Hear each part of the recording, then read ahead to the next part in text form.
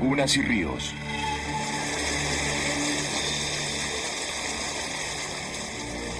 Hay más cantidad de seres vivos que dependen de ríos y lagunas para sobrevivir que de cualquier otro hábitat. En realidad, las vertientes de agua dulce representan solo la millonésima parte del agua total del planeta y sin embargo sostienen casi el 50% de las especies acuáticas.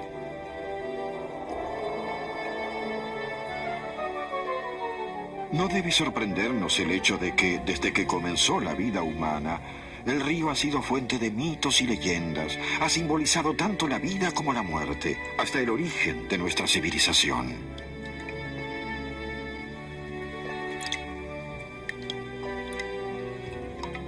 Los indios Cherokee creían que al comienzo solo había agua y que todos los animales vivían en ella. Curiosos por saber lo que había en su interior, enviaron al diminuto Ditisco a investigar. Él regresó trayendo lodo que creció y se convirtió en tierra. De las lluvias en las montañas, de los deshielos, de las fuentes de agua subterránea, de todo esto nace el río.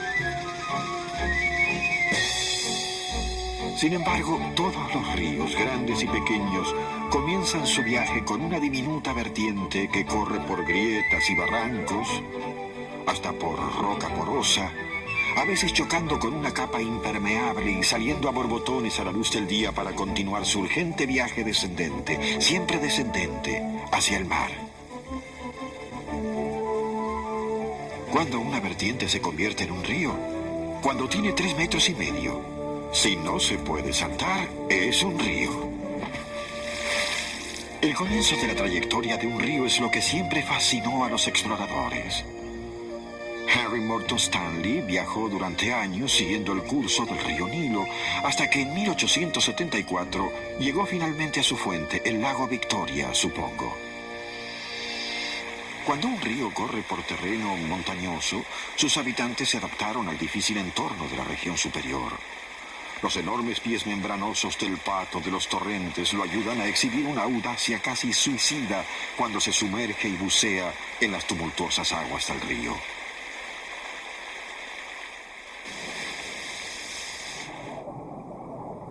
La región ventral del siluro es plana. Sus aletas son musculosas y espinosas, de modo que cuando la corriente es muy fuerte, se afirma dentro de alguna grieta desafiando la potencia del río.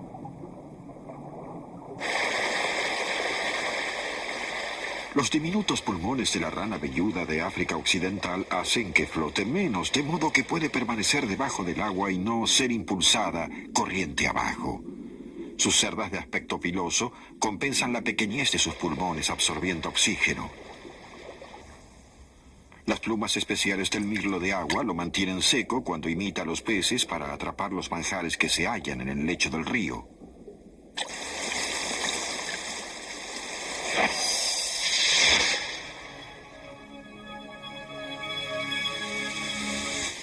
También las plantas se han adaptado. Musgos, helechos y hepáticas adhieren a las rocas o a las orillas, luchando cada segundo contra la corriente. En el lecho del río, solo aquellas plantas con raíces fuertes pueden sobrevivir.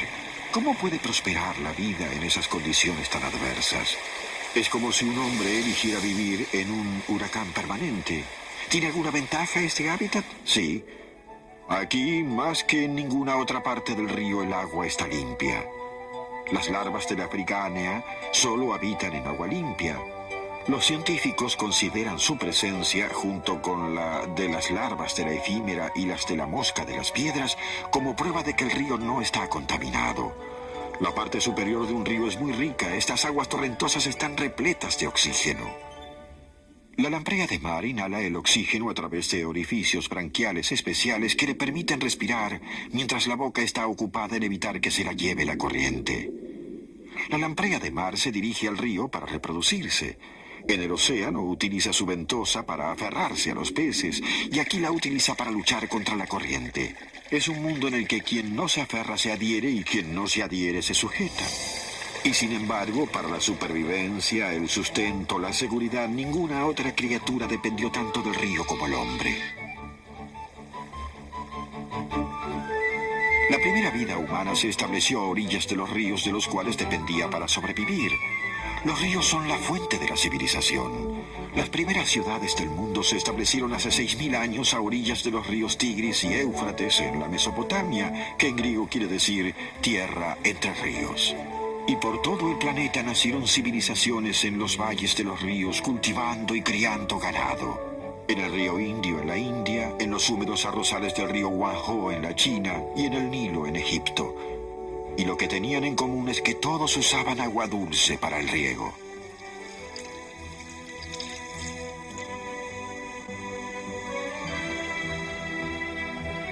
No es extraño que el río haya formado parte de las creencias religiosas. Los cristianos, los judíos, los hinduistas y los budistas todos creen en los 4 ríos de la vida que conectan la tierra con el paraíso y que traen la luz, el poder, el alimento espiritual. Pero el río también significaba muerte. En la leyenda griega, las almas de los muertos tenían que cruzar el venenoso río Estige. Por sobre todo, el río es movimiento. El río más importante de Francia, el Sena, lleva su nombre en honor a la diosa romana Secuana, cuyo nombre significa en forma de serpiente. Y en todo el planeta el agua dulce conforma el panorama serpenteando, buscando su camino hacia el mar. La tierra está marcada y dividida por corrientes, todas unidas con un solo propósito: llevar el agua de lluvia desde los terrenos elevados a los bajos, siempre tomando el camino más fácil, una inmensa fuerza cavando canales y desfiladeros, tallando la roca, desmenuzando y labrando el paisaje y creando algunas de las grandes maravillas del mundo natural.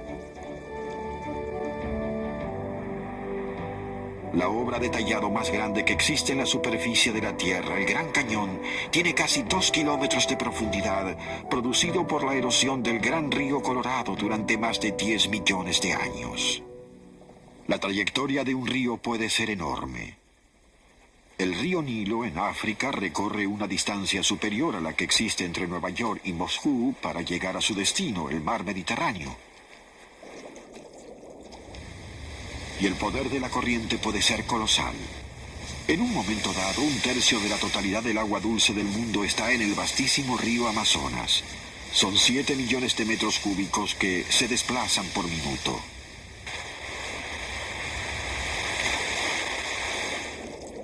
Pero el río no solo lleva agua. El río Amarillo de China es el más fangoso del mundo y lleva en cualquier momento dado 1.500 millones de toneladas de cieno, suficiente lodo para construir un muro de la altura de un hombre que daría 40 veces la vuelta al mundo. Y a medida que el río se desplaza, erosionando roca y sedimento, excavando canales y transportando minerales y lodo corriente abajo, la vida que lleva cambia.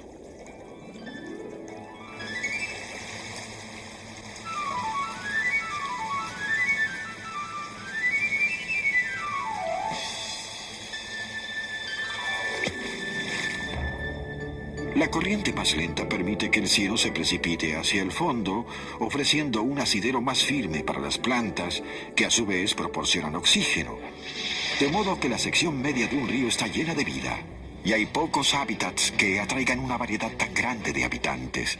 Existen 22 especies solo de cocodrilos y lagartos, sin hablar de los millones de peces maravillosos como el gigantesco pirarucú del Amazonas, cuya lengua está plagada de afilados dientes.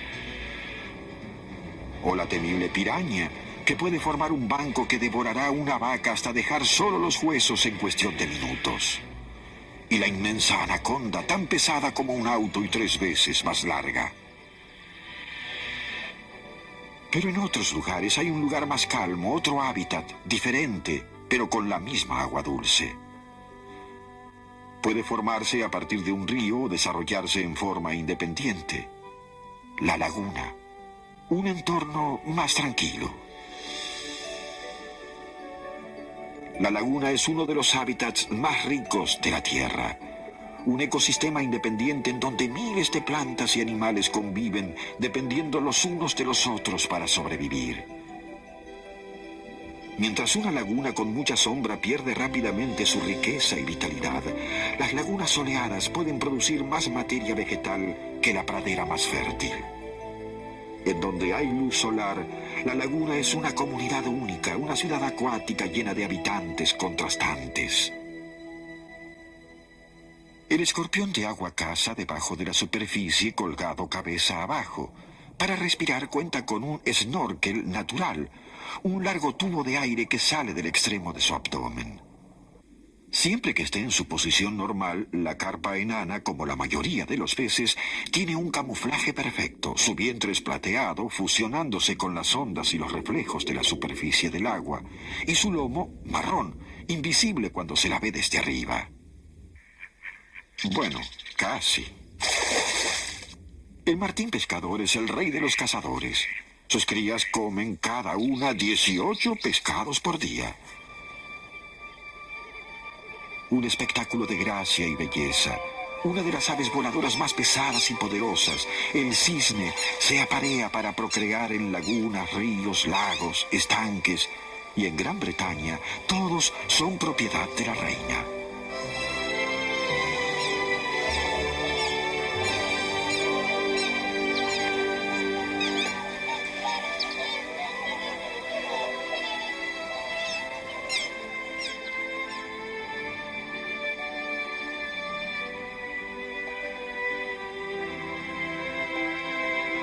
Y al igual que el río fluye en cuentos como El viento en los sauces, la imagen más perdurable de los cuentos de hadas es la rana sentada sobre una hoja de nenúfar. Serenos y exquisitos, los nenúfares son símbolos universales de vida y existencia eterna. En las escrituras hinduistas el nenúfar es la flor que existía al comienzo, el glorioso nenúfar de las grandes aguas. Tal vez sea su tamaño lo que alimenta nuestra imaginación. La hoja de nenúfar más grande registrada tenía 3 metros de diámetro, lo bastante resistente como para que se siente un niño. Y ya sea Jeremy Fisher o cualquier otra rana, ninguna criatura se asocia tan fuertemente con la laguna como el anfibio. Casi todos se reproducen aquí. El agua facilita la fertilización e impide que la cría se deshidrate. También tiene una temperatura constante y protege de los rayos ultravioletas.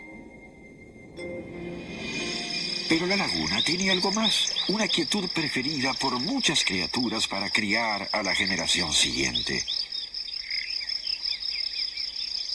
Estos sapitos pasarán la mayor parte de sus vidas en áreas boscosas, pero todos ellos regresarán aunque estén lejos a la laguna en donde nacieron cuando llegue la época de la reproducción.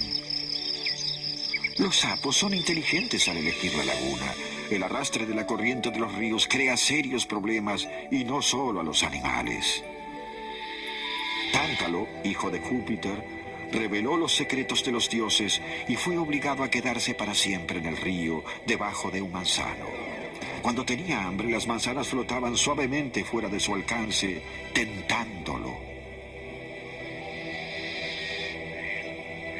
El mundo animal tiene formas ingeniosas de luchar contra la corriente de un río. El sapo comadrona macho envuelve hasta 50 huevos en un largo hilo alrededor de su pata trasera. Los tiene allí durante 3 semanas hasta que nacen los renacuajos que pueden nadar libremente.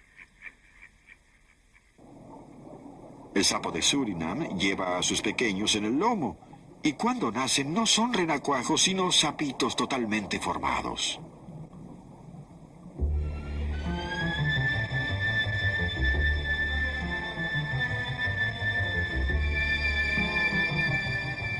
No es difícil comprender por qué el agua, tan esencial para la vida, tomó tanta importancia en las creencias y las supersticiones. En la Mesopotamia se realizaban ofrendas de pescado, símbolo de sabiduría al dios del agua dulce Enki, de cuyos brazos fluían los ríos. Pero lo que se adora también se teme. El pueblo de los indios Seminola de Norteamérica temía al máximo horror acuático, las aterradoras panteras de agua que se enrollarían alrededor de los nadadores y los ahogarían. Pero algunos peligros del agua son demasiado reales. Las enfermedades. La esquistosomiasis, la hepatitis, la polio, el cólera, la ceguera de los ríos son todas transmitidas por el agua dulce o por los animales que viven cerca de ella, incluyendo a la criatura más letal del mundo, la que, a excepción de las guerras y los accidentes, fue responsable de la mitad de las muertes del planeta desde la Edad de Piedra. El mosquito Anopheles, portador de la malaria o paludismo. Minúsculo pero mortal. Hasta 3 millones de personas mueren anualmente de paludismo solo en las regiones aledañas al desierto de Sahara en África. No todos los insectos tienen una reputación tan letal. La libélula es una de las especies de insecto más extraordinaria y hermosa. Tiene 3.000 millones de años de antigüedad y algo totalmente único: alas que se mueven independientemente. Control total del movimiento. Puede detenerse completamente en medio del aire, volar hacia adelante, hacia atrás, girar en cualquier dirección y posarse tan suavemente como una pluma. Algunos insectos prefieren nadar. El girino crea pequeñas olas haciendo uso de una especie de dispositivo acuático de ecoubicación. Estos increíbles navegantes reciben las ondas que regresan reflejadas por los objetos en su camino para evitar chocarse con ellos. Es un dispositivo que funciona la mayoría de las veces. Pero las colisiones no son solo un peligro de la superficie, como lo confirman estos andarríos. La araña de agua evita la confusión colocándose debajo de la superficie. Crea una burbuja sumergida de la cual sale para consumir su presa.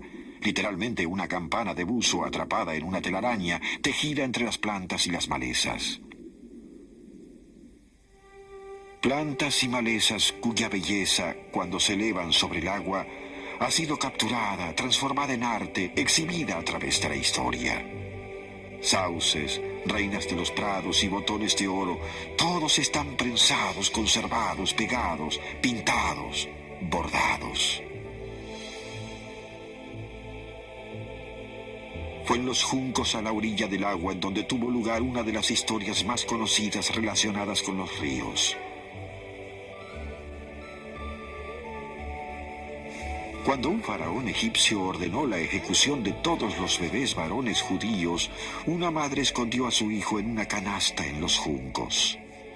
El niño era Moisés, que creció para sacar a su pueblo de la esclavitud y que recibió la tabla de los 10 mandamientos de manos de Dios. Y el río es también un purificador del espíritu. Los hinduistas creen que deben bañarse en el sagrado río Ganges al menos una vez en sus vidas. Y los antiguos egipcios creían que el agua del Nilo volcada sobre las estatuas religiosas tenía propiedades curativas. Adoraban también a los cocodrilos del Nilo y los adornaban con cristal y con oro. No hay registro de cuánto tiempo soportó la criatura más feroz de los ríos estas delicadas atenciones. En sus trechos inferiores el río es más majestuoso. La suave corriente permite que el cieno se deposite en las partes internas de sus curvas. Estos bancos de lodo albergan a los mamíferos excavadores de madrigueras, como la diminuta musaraña acuática, por ejemplo. Para su tamaño es al menos tan feroz como el cocodrilo y caza con total temeridad. El más grande de los amantes del lodo del río es el hipopótamo. Crea su propia loción para el sol al segregar un fluido cuando se dirige a tierra firme para protegerse de los rayos solares. En el agua su protección consiste en solo exponer la nariz, los ojos y las orejas. Y el bostezo de este macho no es debido al sueño, es su manera de cortejar a la hembra. Los tramos inferiores y profundos albergan también a uno de los mamíferos de río más encantadores, el delfín boto de agua dulce.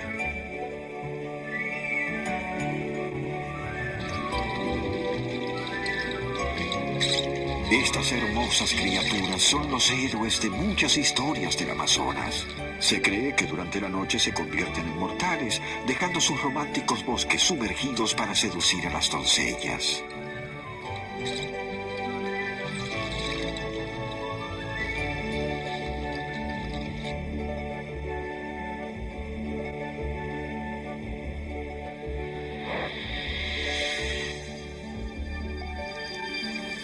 El castor fue cazado casi hasta su extinción en Europa, pero prospera en Norteamérica, en donde no solo se ha convertido en símbolo nacional, sino que nos ha brindado un modelo de una de las proezas más importantes de la ingeniería moderna. El castor es el único mamífero, a excepción del hombre, que interfiere con la trayectoria del río hacia el mar. La única manera que tiene el castor de huir del peligro es buceando, de modo que se pasa la vida creando profundidad mediante la construcción de represas. Como estas nuevas profundidades muchas veces se convierten en pequeños lagos, el pequeño castor crea nuevos hábitats. Aunque ninguno de ellos tan vasto como los creados por la manipulación humana de la trayectoria de los ríos, que ha alcanzado proporciones extraordinarias. Un quinto de la electricidad mundial es hidroelectricidad, de allí la construcción de las estructuras de ingeniería más impresionantes que se hayan visto. La represa más grande del mundo, Itaipú, en Paraguay, tiene agua suficiente para llenar 70.000 millones de bañeras. En Egipto, una represa nueva significó una operación de rescate para los antiguos templos. Los templos Fali, de 3.000 años de antigüedad, fueron desplazados piedra por piedra lejos del río Nilo para dejar lugar para la colosal represa Asuán. Los templos fueron trabajosamente vueltos a construir en un lugar fuera de peligro, en un proyecto que tardó 20 años en completarse.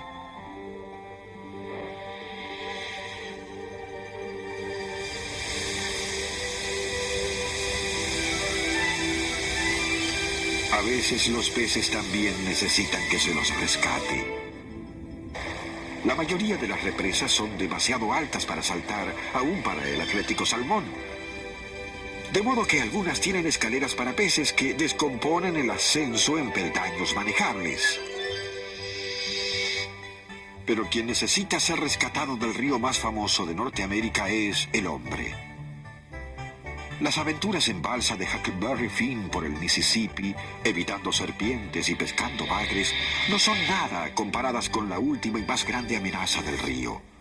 El Mississippi está lentamente cambiando de curso y podría unirse a un río paralelo más pequeño, una desviación que dejaría secas a Nueva Orleans y a Baton Rouge. Hay todo un cuerpo de ingenieros tratando de solucionar el problema, pero el Mississippi puede resultar ingobernable. Y cuando la voluntad del hombre entra en la batalla contra el poder del río y crea represas y embalses, el resultado es una de las imágenes más espectrales del río: la aldea sumergida. Los restos de una comunidad perdida que nos da uno de los mitos más fantasmagóricos que existen. La campana continúa tañendo desde las profundidades.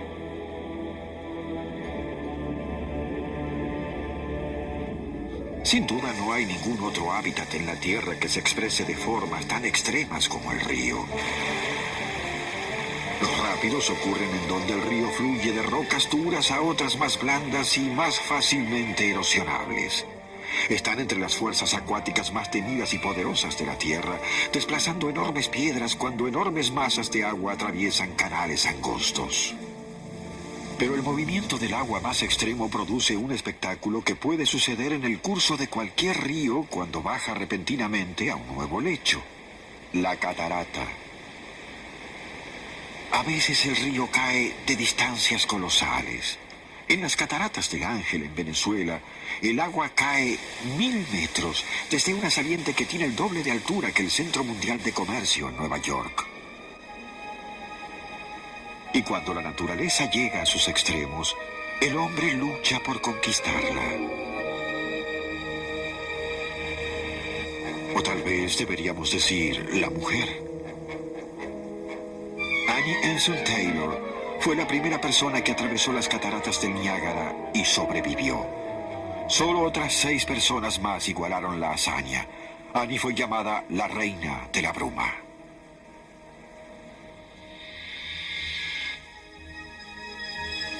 Los ríos proporcionan otra maravilla recreacional.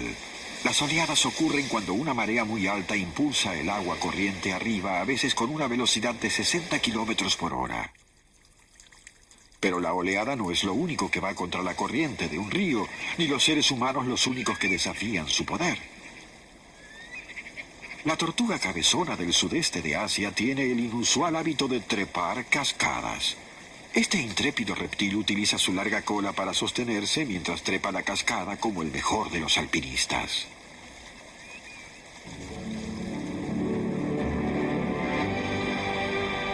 Pero incluso la valiente tortuguita pensaría 2 veces antes de animarse a subir esta maravilla de la naturaleza.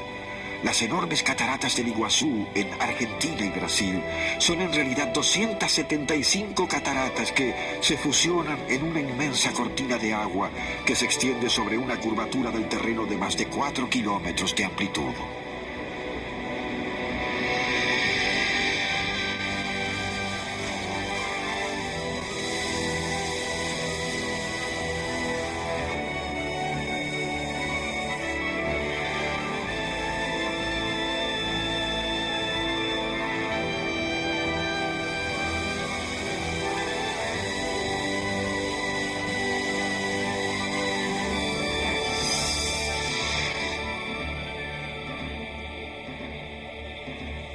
El trecho final de la trayectoria del río es a veces el más espectacular.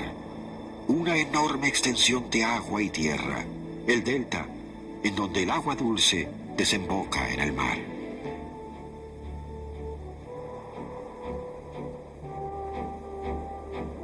La corriente del Amazonas en el delta es tan poderosa que a 150 kilómetros mar adentro, cuando ya no se divisa tierra, el océano Atlántico aún tiene agua dulce. El delta marca la muerte del río, el final de su trayectoria al cruzar la frontera entre agua dulce y agua salada. Pero este final es también un comienzo, porque el viaje del río es circular.